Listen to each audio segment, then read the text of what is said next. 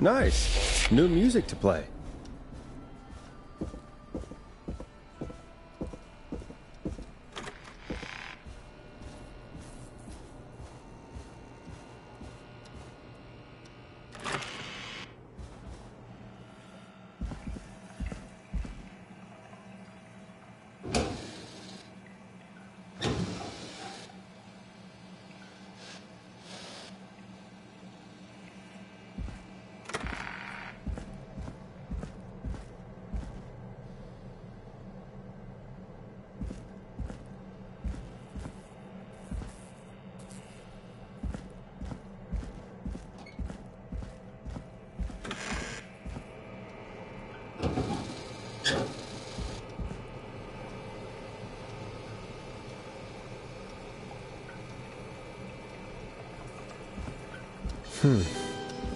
A key? Was this always here? I must have missed it when I brought everything upstairs.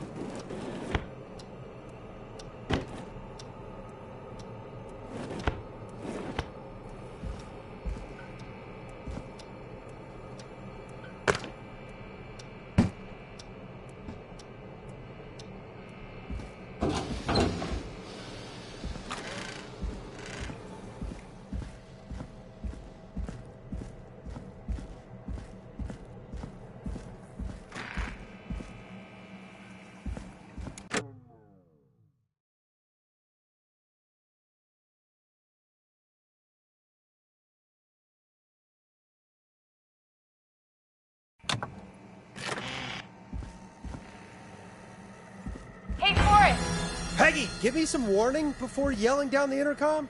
Sorry. Buzz the intercom when you find something and want to discuss it.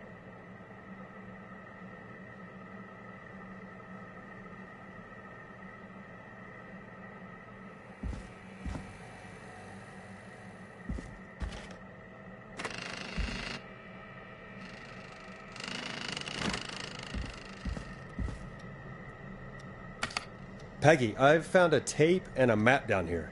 A map of what? Looks like it might be to somewhere in this storage area. Weird. Well, maybe the tape will give us more information. Give it a play. George Barrows, 1968. That's when this all began for me. Follow the maps, find the tapes. I'll be waiting. Wait, George Barrow? We all heard that he drowned after a night out drinking. Was it actually Clive? Has Clive really been the whistling man for that long? He says I need to follow the maps and find the tapes. I guess that's what this map is about. I think we need to see what else is hidden down here. Be careful, Forrest. Keep looking. Buzz the intercom when you found something.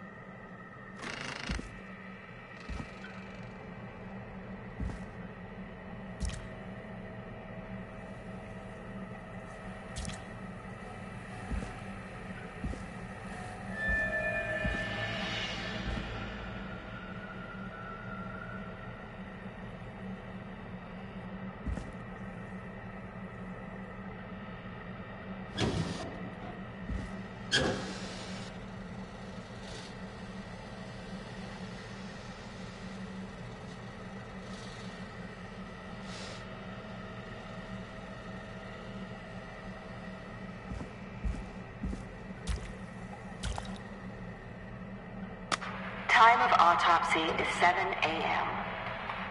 Cause of death is asphyxiation from drowning. The degree of rigor mortis indicates that the subject has been deceased for 5 hours. That puts the time of death...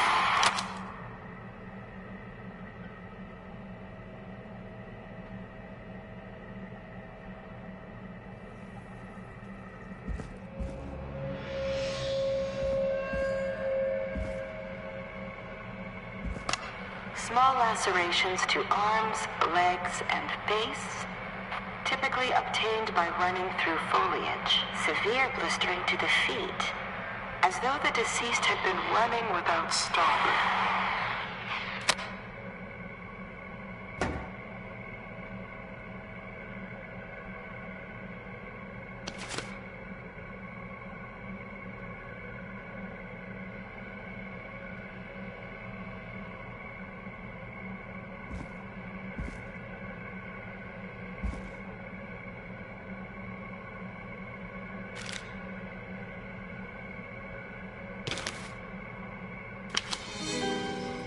This looks useful.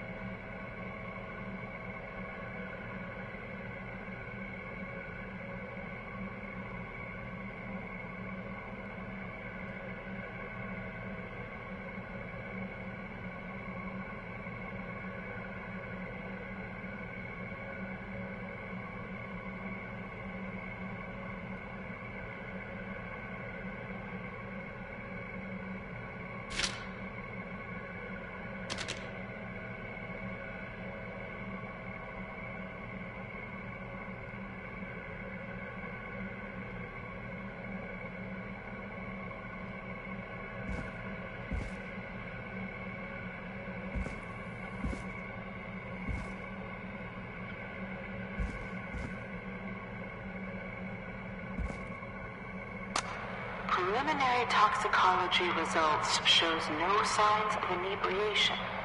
However, a high amount of cortisol was found, indicating elevated levels of stress in the immediate moments before death.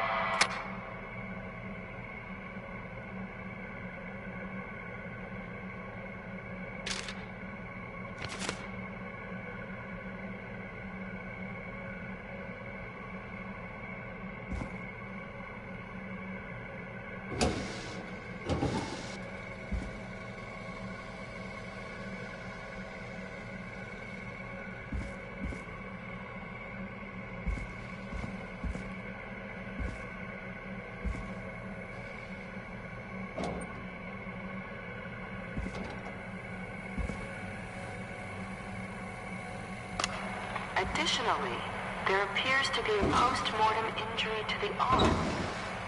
It looks like it was trapped in a car door.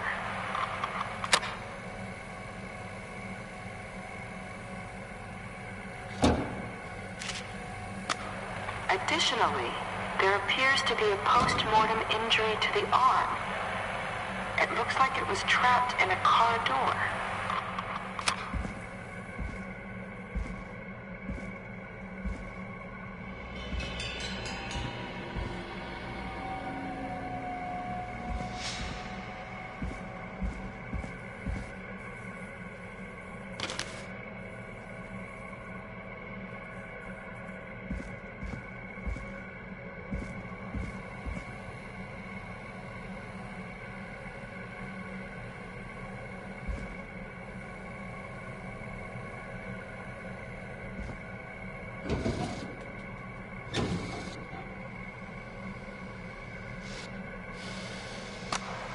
It is the coroner's opinion that the subject likely feared for his life and was chased, resulting in a fall from a height into a body of water, where he hit his head, was knocked out, and drowned. Following that, he was moved. Dr. Sullivan, we need to have a talk. Is that recording? Shut it off.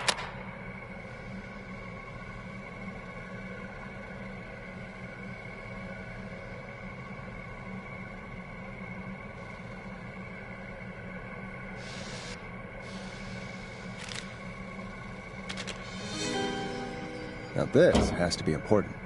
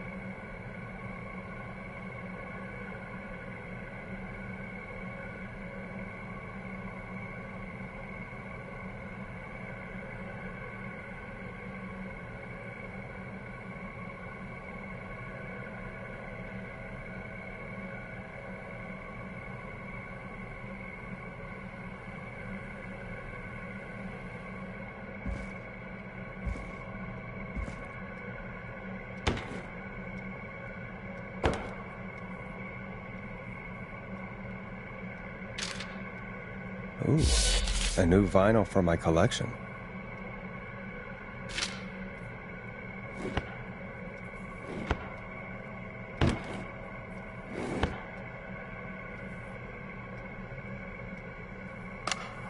If you're listening to this, then I'm probably dead. What the... I'm a man who likes to stay informed. I've got subscriptions to newspapers all over the country. A few weeks ago, I noticed headlines cropping up in those papers, one after the other. Each headline about a murder. Each murder, the death of someone I knew almost 20 years ago.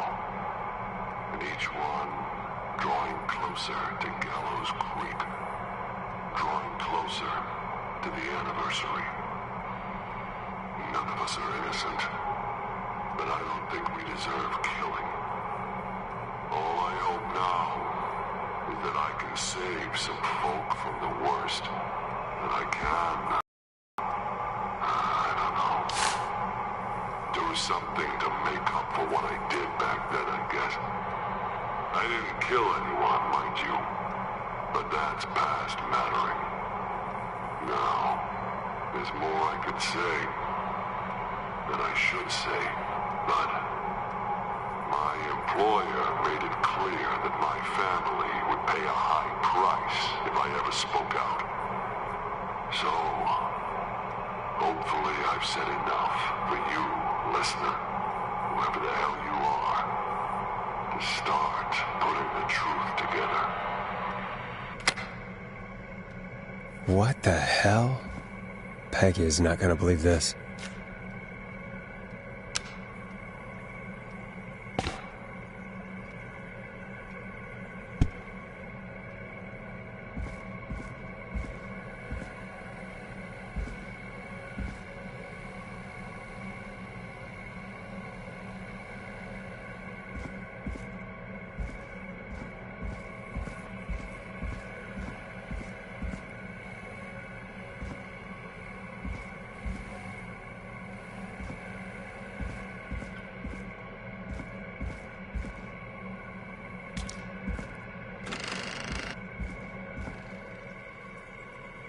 What have you found, Forrest? It's an autopsy tape. Doesn't say for who, but I think it must be for George. Poor George. He was so young. Something's bugging me, Peggy. What do you mean? I swear I recognize the voice of the woman talking on the tape. I just can't place it. Seriously? Do you think you've met her before? I don't know. I mean, I just got here recently. I don't know. Found another tape. It talks more about how George died. What did it say? It sounds like he was running for his life. Sprinting through trees and bushes, getting cut up all over. What would drive someone to do that? I'm not sure yet. There's also a tape about a toxicology report. There were no signs of drinking or that he was on anything. What? But everyone said he went swimming drunk and drowned. It was in the newspaper and everything. I found a written autopsy report. What does it say? According to that, it's just like you said at the start. George drowned after getting drunk. Said he liked to fight, too. But that contradicts the tape. I know. And I think I know why. There's a note with the report that says, "I'm sorry I made you do this, Virginia." If it was on the autopsy report, then Virginia must be our coroner.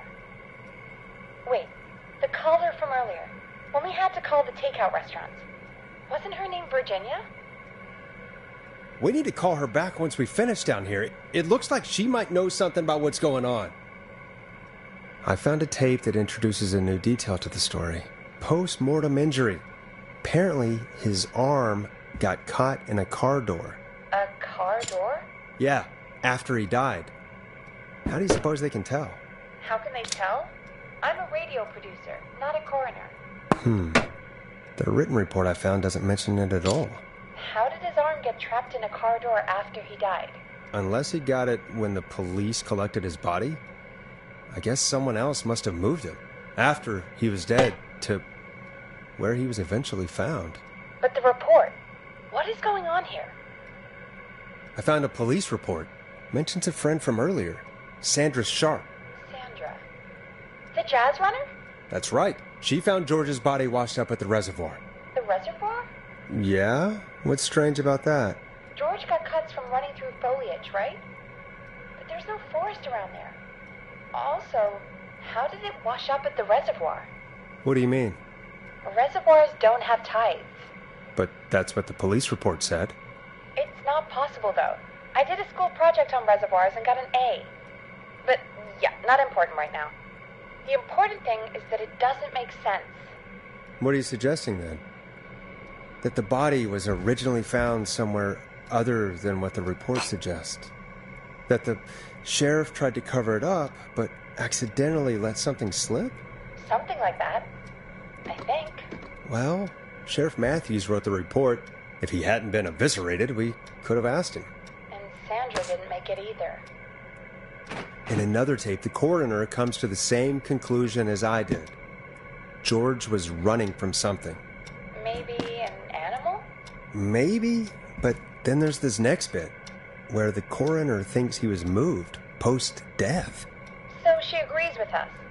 At the end of the tape, someone burst in and demanded Virginia stop recording. I think it was Clive. This is starting to make sense now. This is a conspiracy to cover up what happened to George.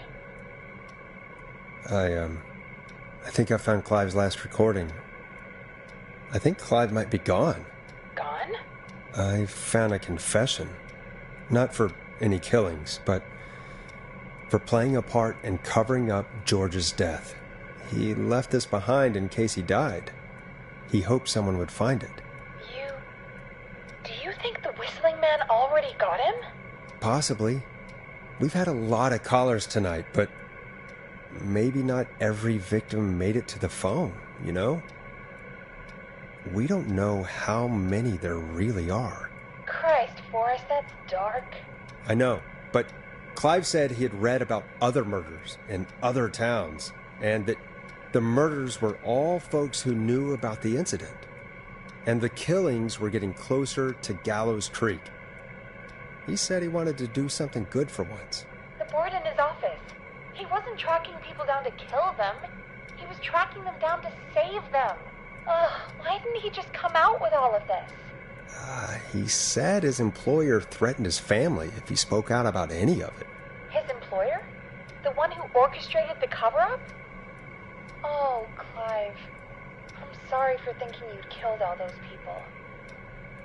Do you think you found everything? I think so. Forrest, what's going on here? Someone wanted that boy's death to seem like an accident. And they hired Clive to make it look that way. Come back upstairs when you're ready. We need to figure out our next step.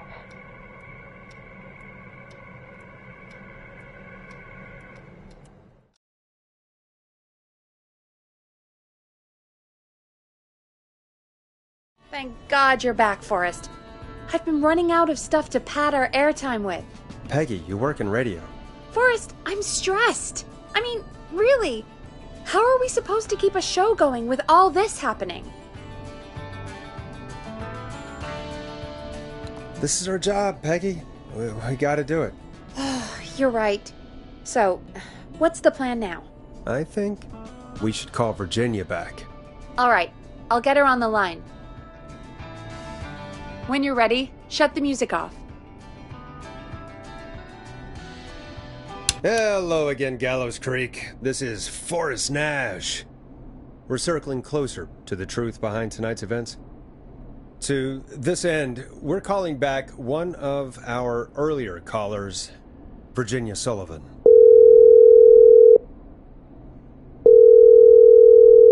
Fredman Plunker here? Who's this? Is it you? Goose?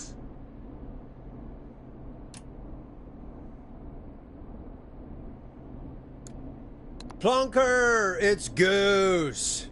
Goose! Goose! Where are you? Get your ass here! The party has moved! Oh, cool. Where's it moved to? This old lady's house. She's pretty cool, though. Dude, she said we could raid her liquor cabinet if we stayed and protected her. Of course, we're not drinking anymore. We're staying sharp in case that whistling turd turns back up. The old lady might need our help. Of course, man. Of course. Hey, could you put me on with the old lady? You know, should check if it's cool for me to drop by. Oh, there's that Goose respect we love. I'll grab her now. Hello? Is this Goose? Hey, Dr. Sullivan. Who is this? Hey, Virginia, it's Forrest. I'm glad you're still okay. Oh, Forrest. Sorry, I'm still jumpy.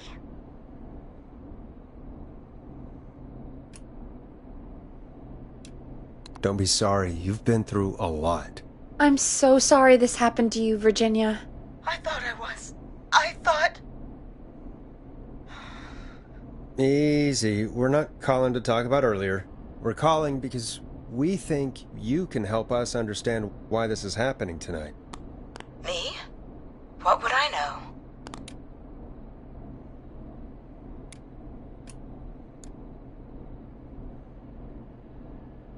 Does the name Clive mean anything to you? Clive? No. I don't know that name. What are you asking about this for?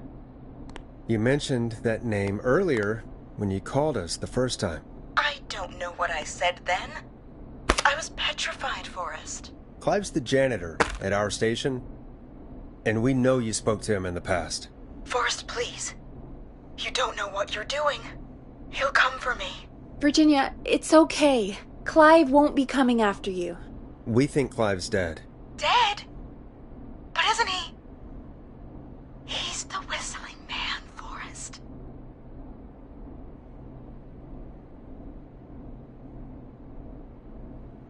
We found evidence to the contrary. But It's true.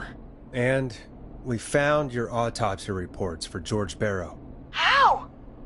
I saw him destroy them.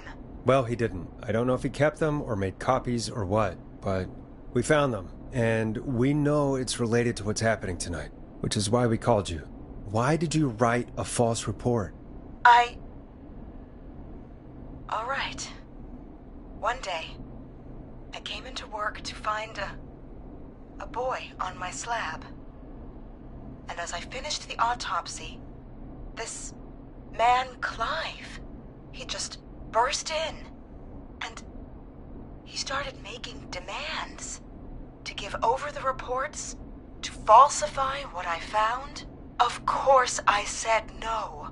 But, well, when someone wants to make you do something, they can use the carrot or the stick.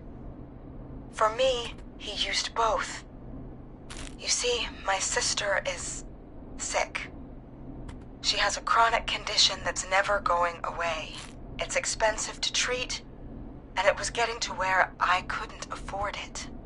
And Clive promised me that his employer would pay for my sister's treatment. if I did what he said, and that if I ever spoke about this, he'd beat me to within an inch of my life. I don't know why he had me do it, but my sister needed me. You have to understand, she needed me. We understand. Thank you, Virginia. That was brave. God, I just want this nightmare to end. This will help end it, Virginia. Thank you. Stay safe, Virginia.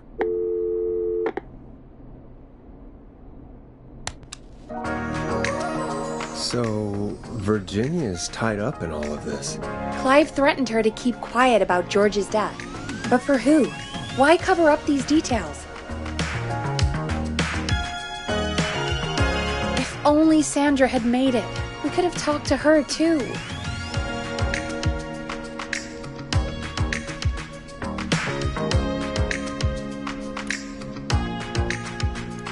I'm sorry we didn't save her. It's not your fault. Looks like we've got a call coming in.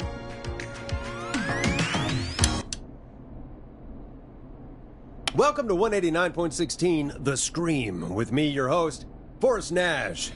Hi, Forrest. I know this is really out of the blue with everything happening tonight, but I wondered if you could send a special birthday message to my uncle.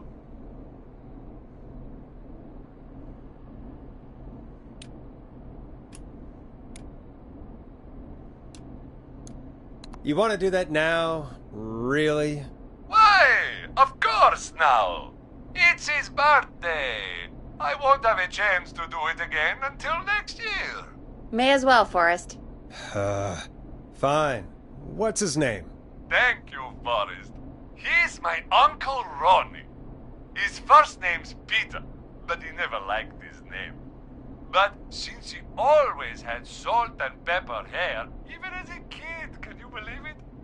Folks always called him Pepper.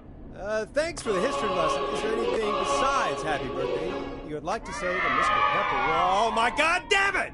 Yes! Tell him he can get the best birthday deals and party packages here at Putney's Pizza, starting at You son of a bitch! Stop calling us! God damn it, Peggy, this is your fault! My fault? I said I didn't want to do it. Don't blame me because Brian Ponte can't control himself. Don't worry, we've already got another caller on the line. Just pick it up, okay? This is 189.16 The Scream. I'm Forrest Nash. You're on the air, caller.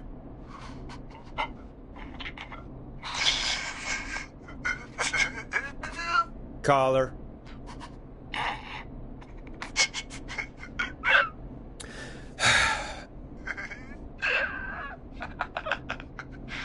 Ponte? Ponte's Pizza always delivers! Come rain or sleet or whistling man, we'll be there!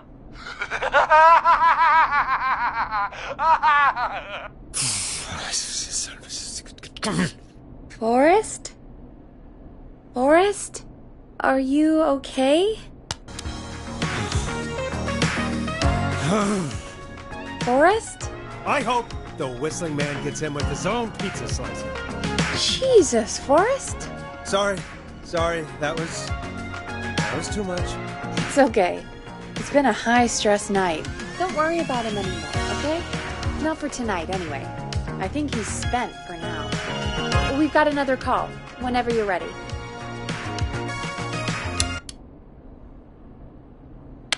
Folks, don't spend your money at Ponte's Pizza. That's all I'm going to say about that. Moving along, I'd like to welcome another caller to 189.16 The Scream. With me, Forrest Nash. Who, may I say, is calling? Well, hello again, Forrest. Don. Don? We played your song, Long Ride Home. Did you hear it? Can you tell us?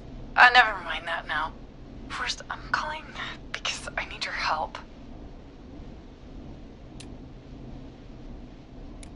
Are you in danger? I sure am. Do you mean... Yes, he's after me now. You? I think so. He must have heard me on the radio helping you.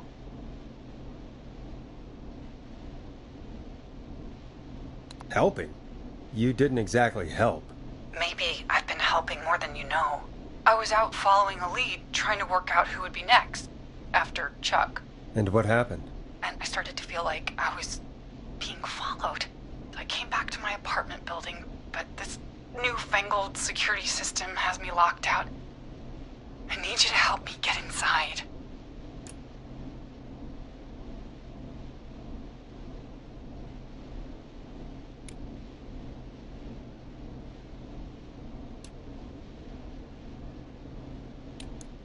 Can a neighbor let you in? I only moved in last week. I don't know anybody yet. There's not even a buzzer here, only the keypad for the entry code. I need that code to get inside. Which apartment block do you live in? Maybe one of our listeners lives there too.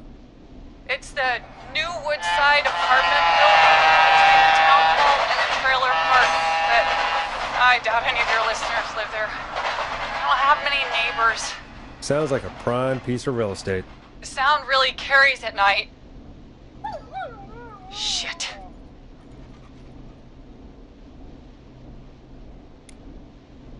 I'm guessing you're not a dog person.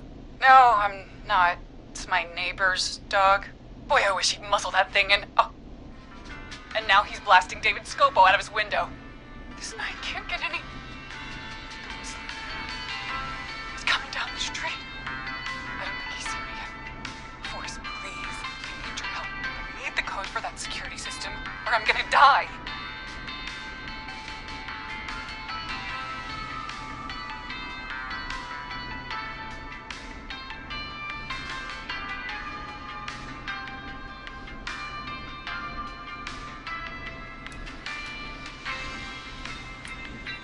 Can you get your neighbor's attention? That the whistling man will see me, Forrest. I can't do that.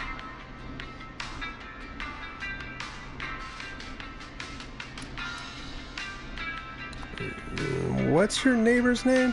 I don't know my neighbors, remember? Please, I need to get in. What's the name of the security system?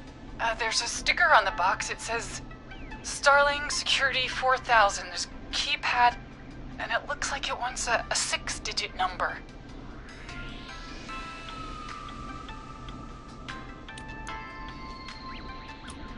Starling Security 4000, huh? That's right. Very newly installed. I need the key code before the whistling man gets me. Yeah, of course. Don't worry, Don. Thank you, Forrest. I knew I could count on you. I'll sit out of sight. Call me back soon. All right, folks. Here's a little tune for you all to enjoy while I try to break Dawn into her apartment.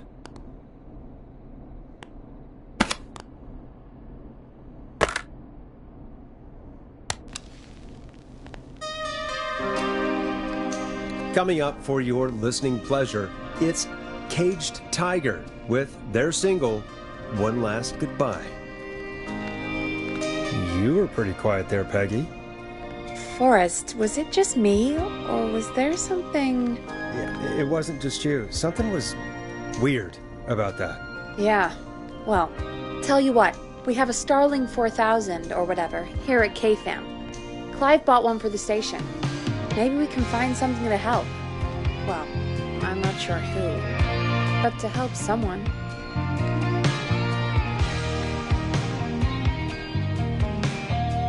Okay, so she's locked out of the Woodside Apartments, and somewhere, Clive probably has the papers for the Starling 4000.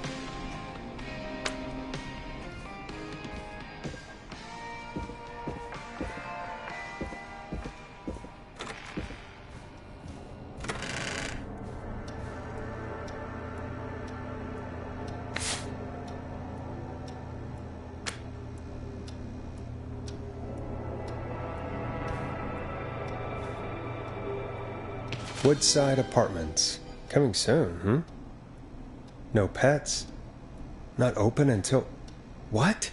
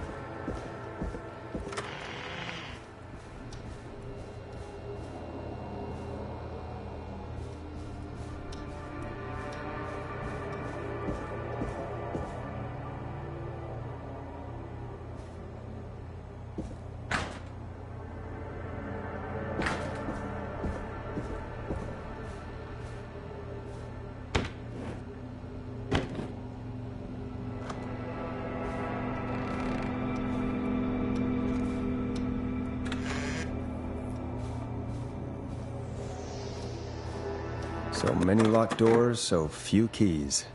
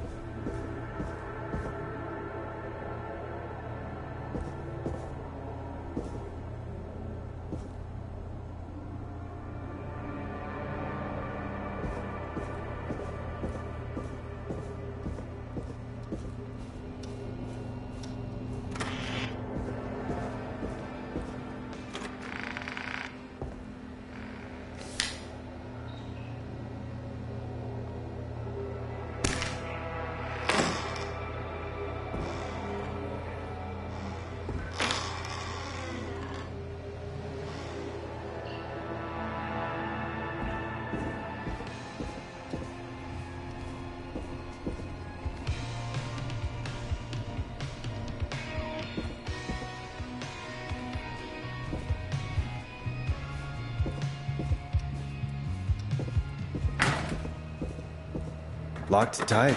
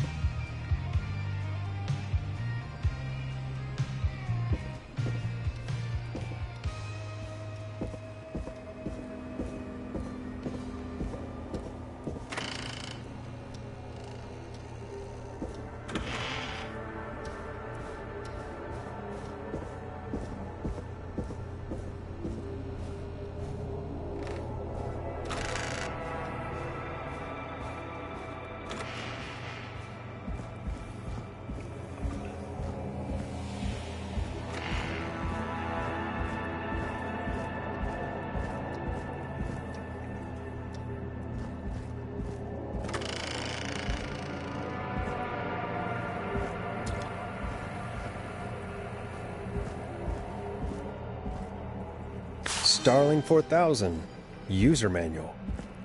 Ah, these codes should come in handy.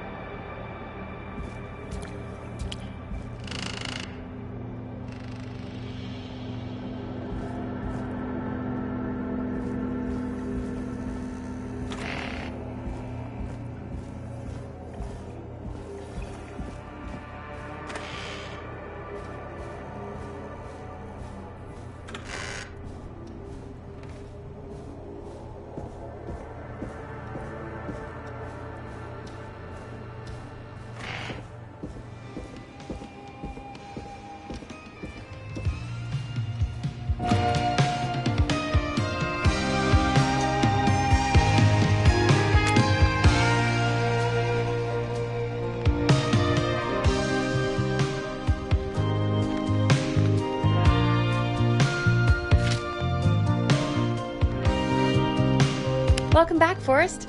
Find anything? The Starling 4000 security manual. It's got a bunch of codes. Good. And did you find anything else? I found a flyer for the apartments. They're not open for move-in till next month. No pets, and they're located pretty far from the trains. So Dawn probably isn't trying to get into Woodside, is she? Doesn't seem like it. All right. Well, I'll get Dawn back on the line then, Forrest. I'll let you take it from here. Thanks, Peggy. When you're ready, shut the music off. Line 1, whenever you're ready. Dawn, are you there? This is Forrest Nash from 189.16, The Scream. Oh, thank God you're back. I'm so afraid. What's the code to the gate?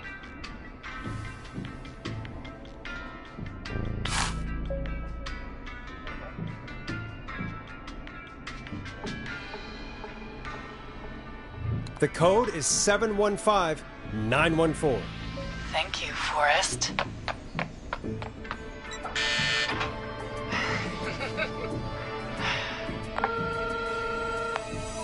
Forrest, what did we do? I don't know, actually. I guess we'll find out. Forrest, there's another call coming in.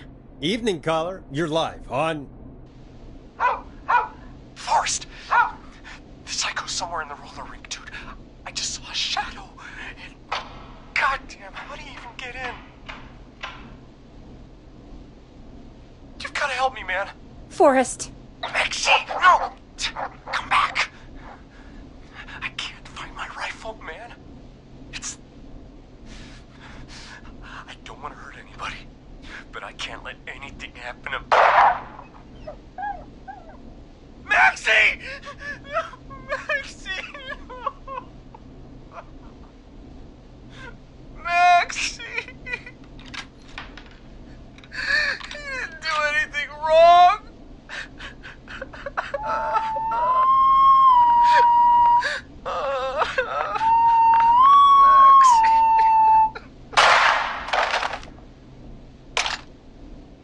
Thanks again, Forrest.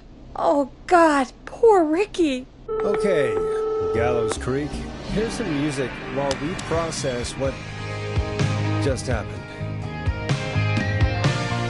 So, the whistling man is a woman?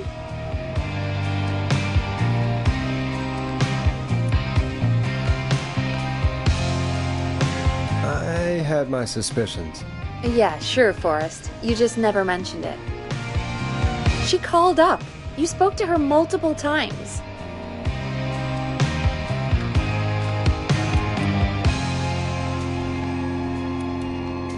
Yeah, she seemed pretty normal.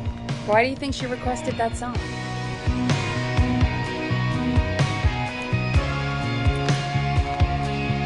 To get me outside?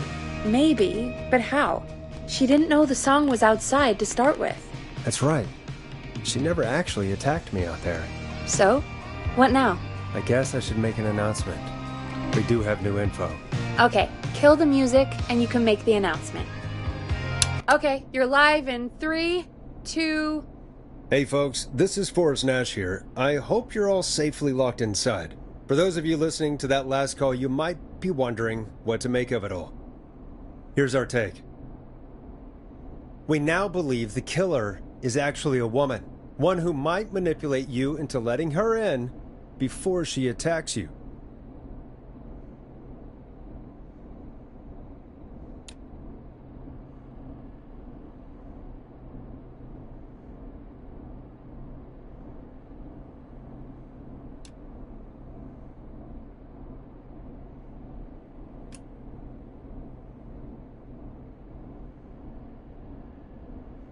We're neighbors. Look out for each other and stay safe. The killer was calling themselves Dawn. This could be a fake name. If anyone needs help or you have info on the killer, please call in.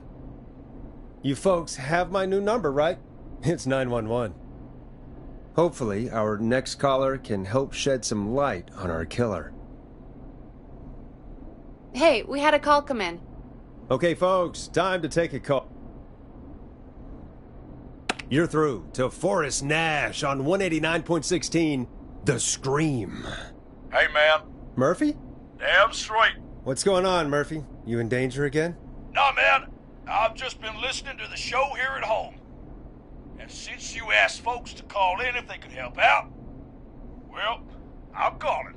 I don't know if I can say as much as other folks have, but I figure I wouldn't be a good role model to Fernando if I didn't try to help, you know?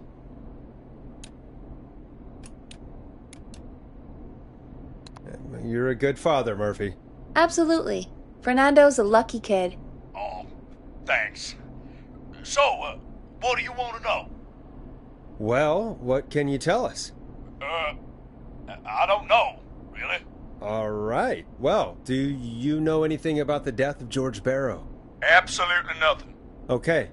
What about the killer herself? Herself? Man, I didn't get my ass kicked by a lady. The man I went toe-to-toe with was a man. You heard the last call, right, Murphy? Yep. So you know it's a woman, and you were trained by a VHS, Murphy. I know, but... Man... How could it have been a woman under that mask? Let's just move on. Do you know anything about the history of the Whistling Man? No, sir. Tonight's the first time I ever heard of him. What? I moved here 3 years ago, man. What do you want from me? Hey, man, no worries. Just thank you for trying. Right. Sorry I couldn't help y'all more, man. Now, if you'd have asked me about gators... Forrest, we have a call coming in. Sorry, Murphy. I think that's all we've got time for right now. All right. I'll catch y'all with the gator talk later. Night! Well, folks, that was a bust. But perhaps our next caller has more they can tell us. Let's find out. This is Forrest Nash, and you're listening... Please help me! My name is Casey Moore. I'm at 25 Nancy Drive. My best friend's been stabbed. He's bleeding everywhere. I don't know what to do. Please help me. Somebody's been stabbed? Can you tell me what happened? We'd been out at the his place when we heard this whistling all of a sudden. He just started freaking out. He screamed at me, told me to hide. I'd never seen him like that, and I just panicked and ran and hid in a bush. Oh no. Forrest. Then what happened? He went up the road and talked to someone. I couldn't really hear or see anything. It sounded like he might have known the person, and they just stabbed him.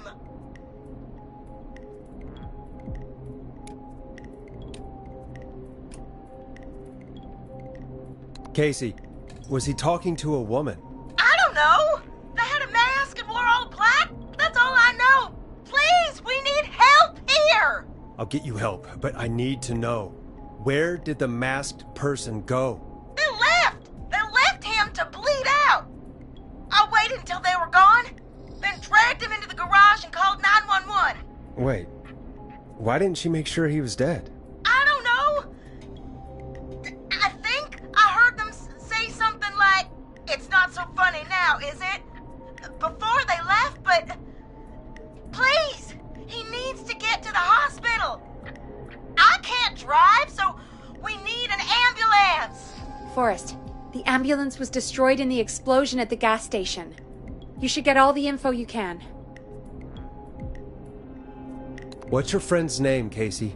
It's Jason Parker. Can you tell us where Jason was stabbed? They stabbed him in the stomach, and then stabbed him again in his leg when he was on the ground, and it's...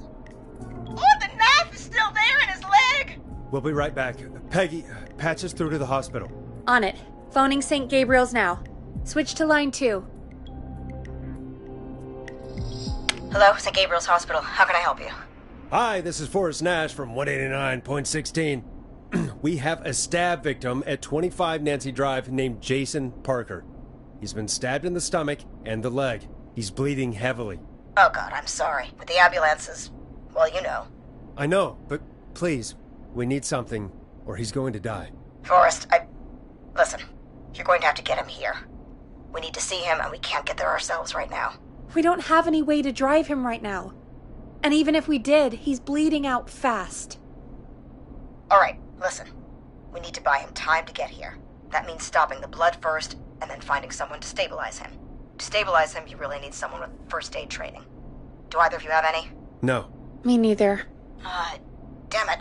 I'm really sorry about this, but I have other patients who can't wait. All I can do is talk you through the procedure as quick as I can, and then leave the rest to you. You think you can handle that? We don't really have much choice. Hit me. Okay, from the top.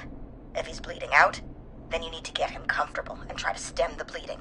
Lay him down. Apply continuous pressure directly to the affected areas. When the bleeding slows, get a clean cloth of some kind and hold it over the wounds. Get them comfortable. Apply pressure. Clean cloths when slowed. Got it, I think. You said he was stabbed, right? If the object he was stabbed with is still in him, don't take it out. It's stopping the worst of the bleeding right now. If anything, you should secure it so it stays where it is. I wouldn't have thought of that. It makes sense, though. God, that was a lot of info. But I think we can handle this. Glad you got it so far, because there's more to go.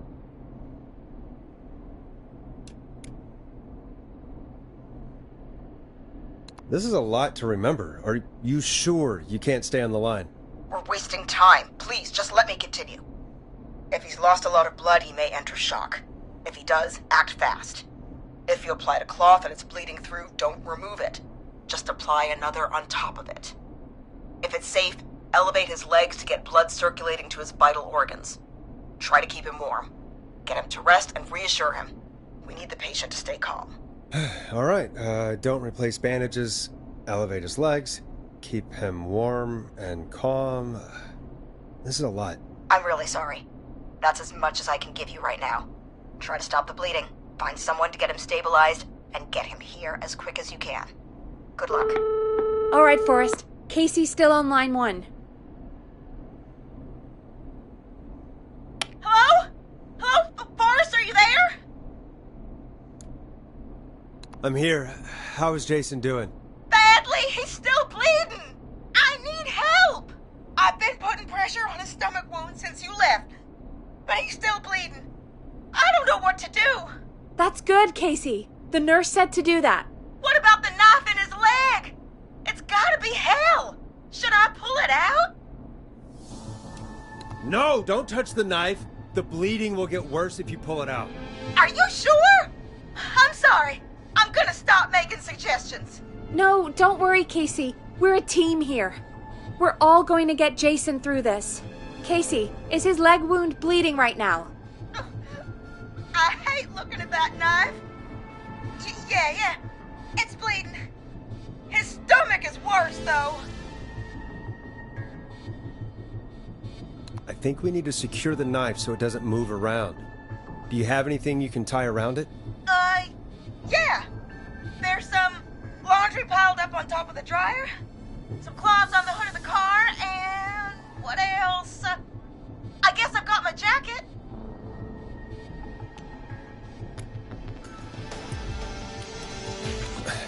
Look in the laundry for something like a towel or a shirt.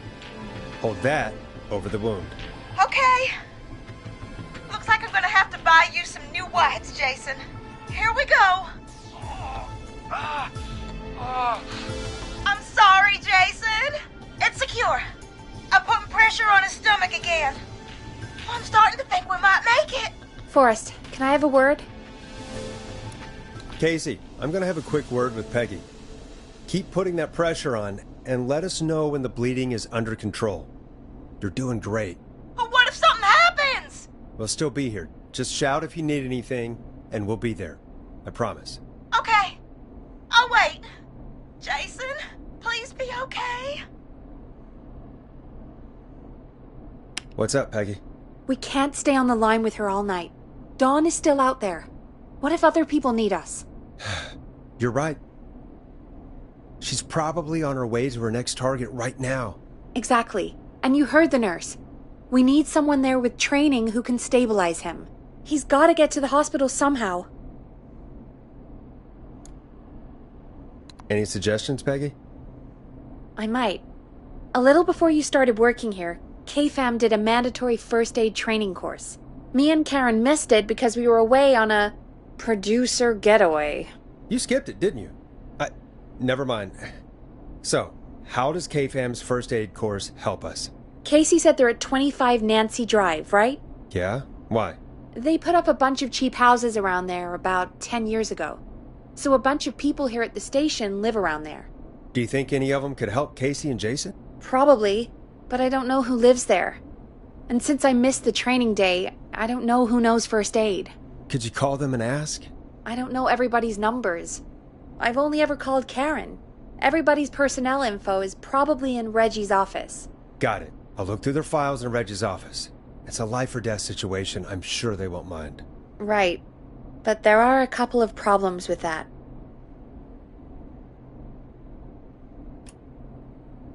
Go on. It's sensitive information, so Reggie probably locked it in his safe. Great. Do you have any idea what the combo for the safe could be? Not a clue. Reggie's a serial note-taker, though. Maybe something in his office will give it away. Right. There is something else. I'm not gonna like this, am I? Have you ever heard, "The future is floppy"? Peggy, what the hell are you talking about? I'm talking about floppy disks. Floppy disks are like these futuristic things that have information on them. You put them in a computer and they do something. Peggy, I know what a floppy disk is. Anyway, Reggie decided that the future is floppy and started phasing out our physical records and replacing them with these floppy disks. I imagine it's the same for our personnel files. That's good to know. Since we haven't heard anything from Casey, I'm guessing Jason's okay for now. I'll check out Reggie's office and see what I can find. You'll need a key for that. I'll just slide it under my door now. Thanks, Peggy. I'll just have to look around.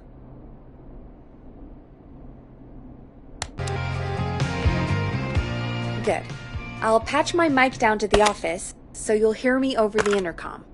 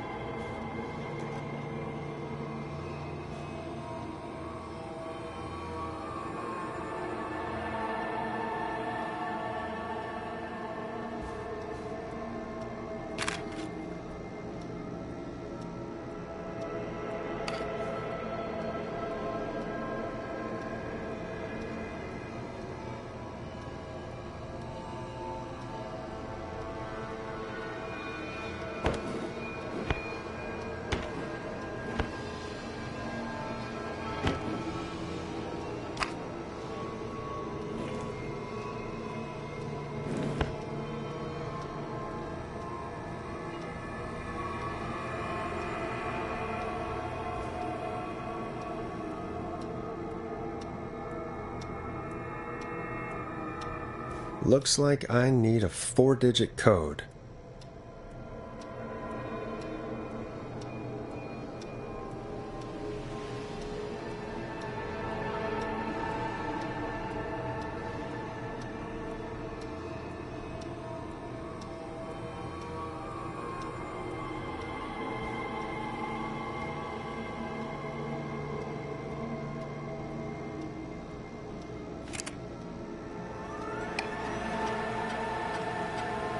Could this be it?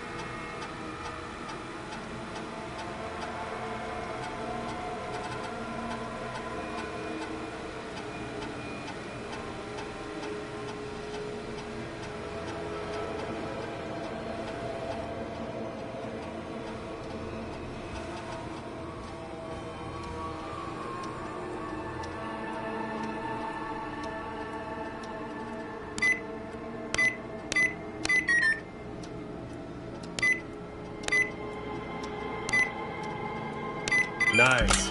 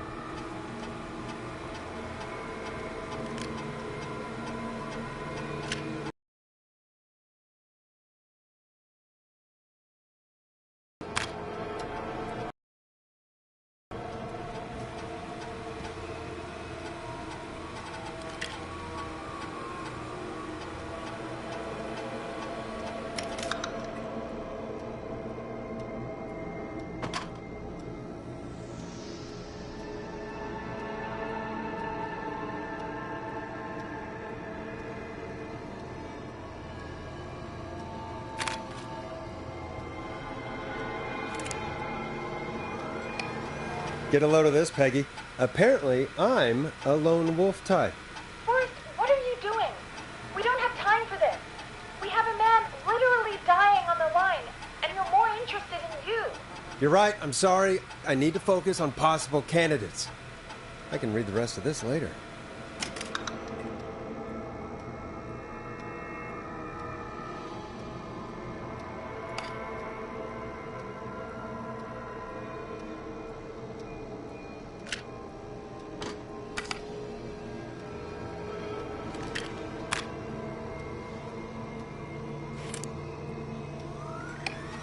Hey, Peggy. I think Reggie's on to you and Karen. Maybe don't bring those little drink umbrellas into work for a while. What? Why are you reading my file? You need to find someone who can help Casey. We already know I can't. Don't waste time. You're right. I'm sorry. I need to focus on possible candidates. I really shouldn't have read both. We're in a hurry.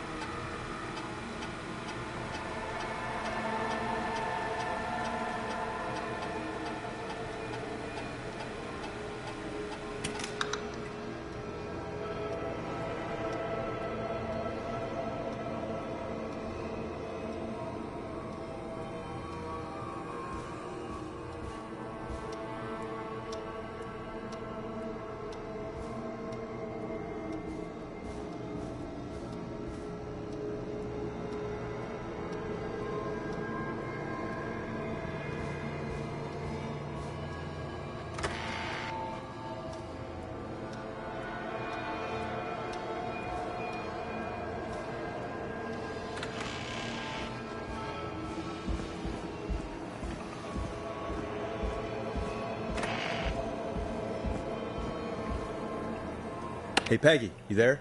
Yeah, I'm here. Did you find what we need?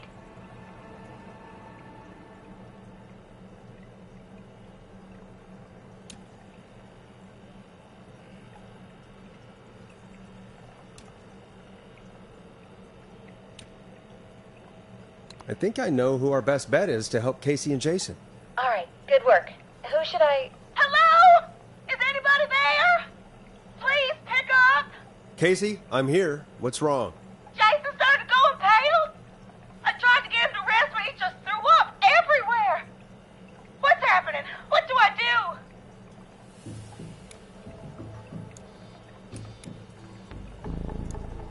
do? God, it sounds like he's going into shock.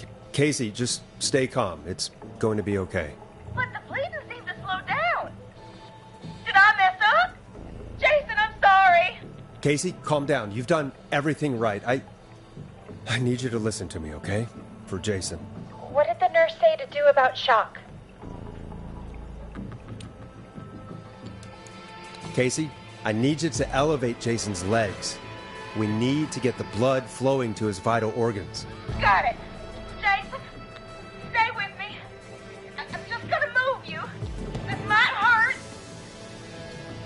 Okay. I propped his legs up on some boxes. I'm looking at my notes. We need to get Jason as warm and comfortable as possible. Do you have anything you could use nearby, Casey? Yeah. I still have some laundry next to me. I'll wrap him in some blankets. Just give me a second. Sorry. Jason's bleeding through his bandages. Should I get him new ones? Or... Oh, God. Don't remove the bandage. Apply another one on top of it. Do you still have something you can use? I've used the rest of the laundry to keep him warm, so... I'll use my jacket. I can always get a new one. I'll fix his bandage and get him warm. Hold on, please.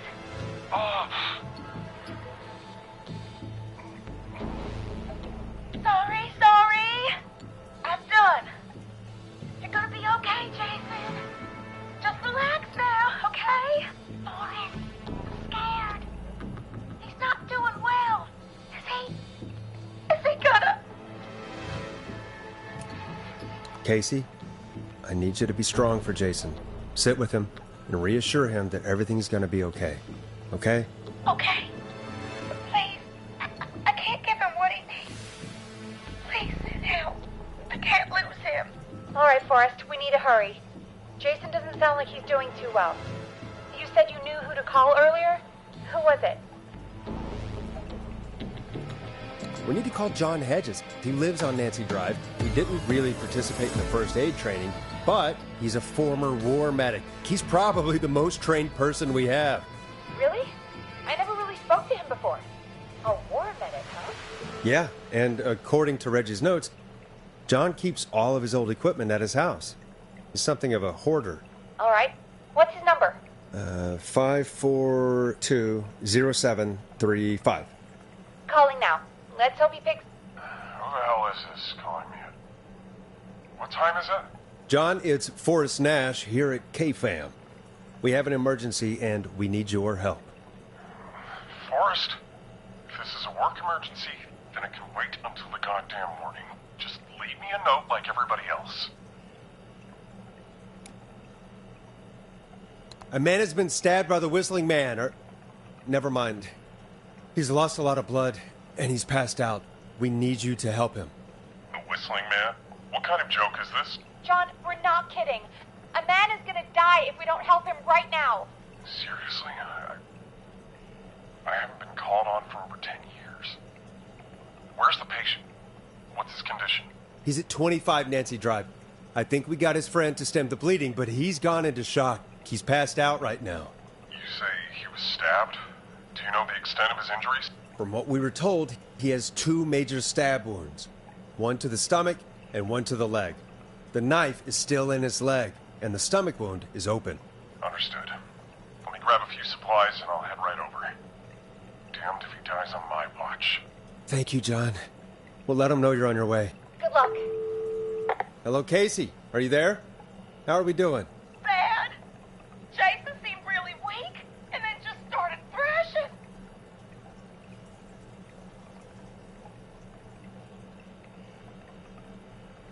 What about now? Is he still thrashing? He's passed out. Please tell me you found someone to help. Casey, help is on the way. My colleague will be there soon. You hear that, Jason? Someone is coming. You're gonna be just fine. Just hold on for me, okay? Just hold on. Come on. Hello, Casey. This is John Hedges. I'm here about Jason. Please let me in. I'm guessing that's Jason there. Casey, I'm gonna need your help. Forrest, Peggy, don't you two worry. We've got this from here. Okay. Forrest, we'll call you back later. I have to go now. Good luck, everyone. God, I hope he's gonna be all right.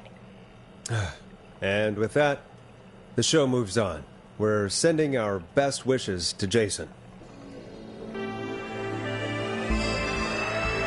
Well, after all that excitement, I think we could use some music.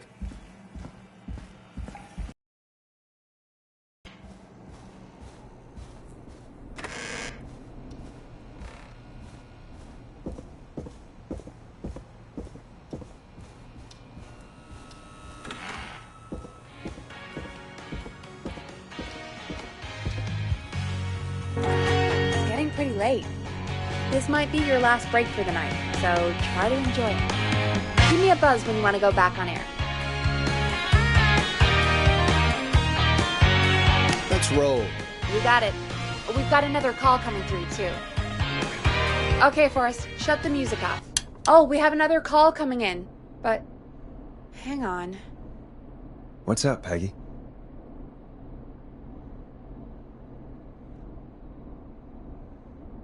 Peggy? You're gonna want to take this call off the air. Who is it? Just do it. All right, folks, it's time for another track. Here's one to help you sit back and relax. We'll be right back after this.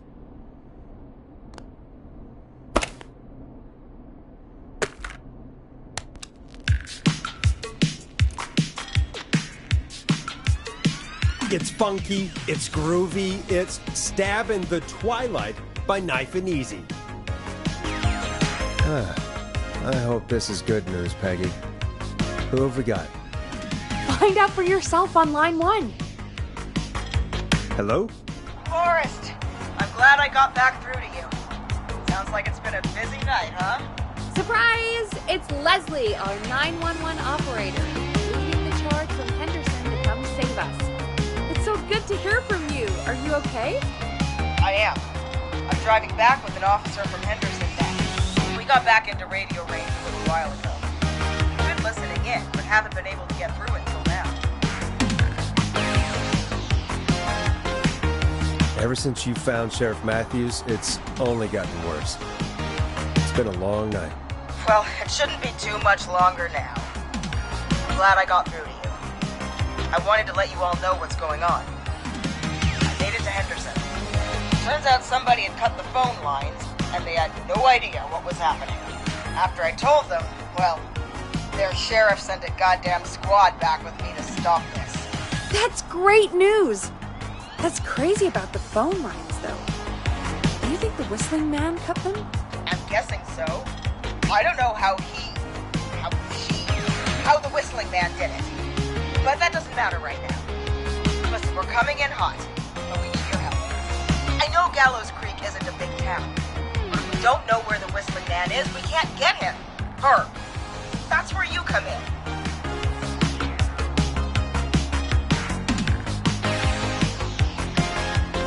You can count on us. What do you need? It might be a long shot, but here goes. The Whistling Man already called up a few times. I bet she calls again. We're still a little ways out of town, so if she calls, stall her. Buy as much time as you can for us to get in. And while you're talking to her, try to figure out where she is. We'll be listening in, so once her location is known, we'll head straight there and end this nightmare.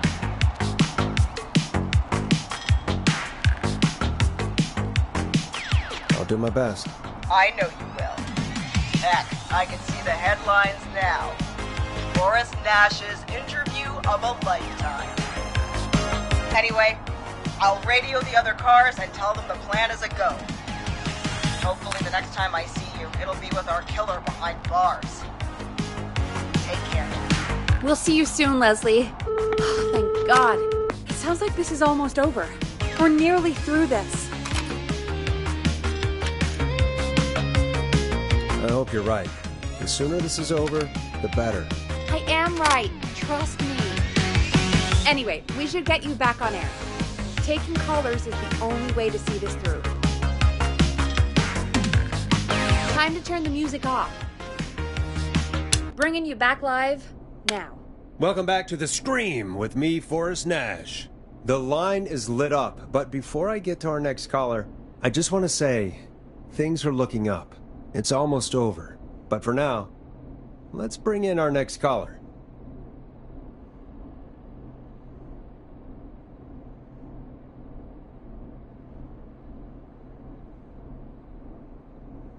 We have a call waiting. Evening, caller. This is Forrest Nash. Hello, Forrest. This is John Hedges. I'm here with Casey. I wanted to give you an update on Jason. John! Is he gonna be okay? He's a fighter. He'll be fine. We've got him stabilized and resting in a bed. We're preparing to move him to the hospital. Thank you so much. If you hadn't been there, then...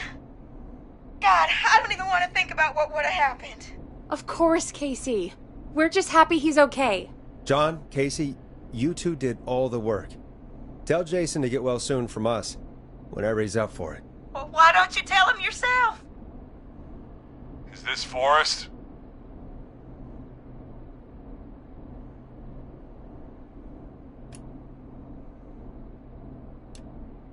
Jason! We meet at last. It's good to hear you, Jason. How are you? Oh, well, you know. I've got a hole in my stomach, and there's a knife in my leg, but John gave me something to take the edge off. So, I might feel even better than either of you.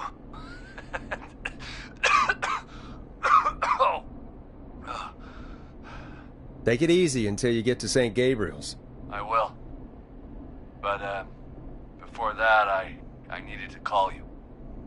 I'm guessing the Whistling Man is still out there?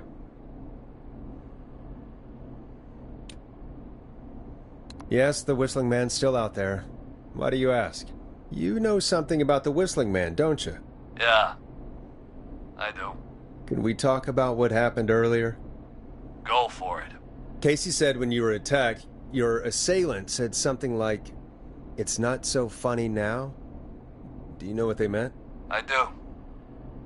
I've heard that voice every day in my head for almost 20 years. Every day? Does the killer live in Gallows Creek?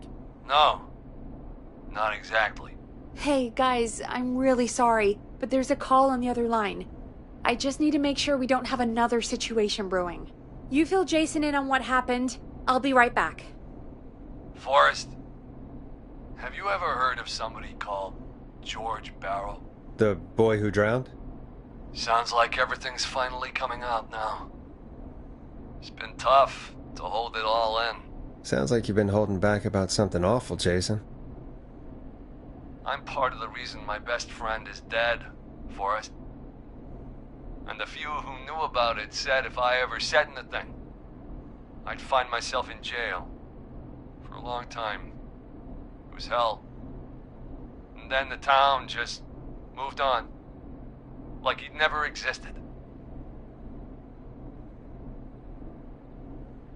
What happened that night?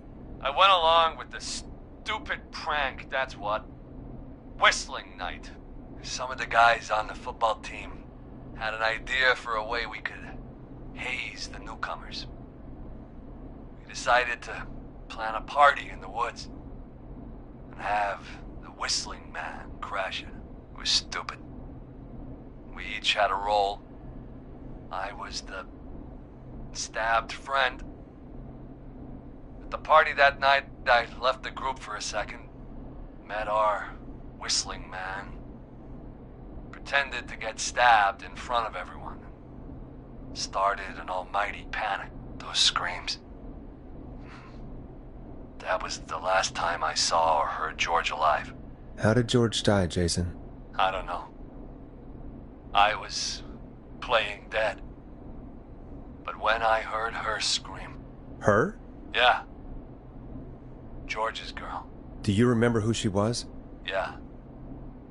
He called her Bean. I heard her again tonight, Forrest. Her name was... What? What happened? Are we still on air? No, we're not. Seems like the power is completely gone. How do we get it back on? I don't, we can use the emergency generator down in the basement.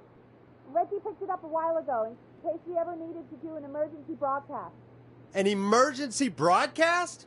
Emergency? You know, nuclear war, alien attack, broadcasting a serial killer's location to the cops so we can end this nightmare. Fair point. It's in the storage area in the far back corner, up on the wall. You might have spotted it earlier when you were digging around for all those tapes. It'll have a big red button. Just press that. I'll see you when you're back.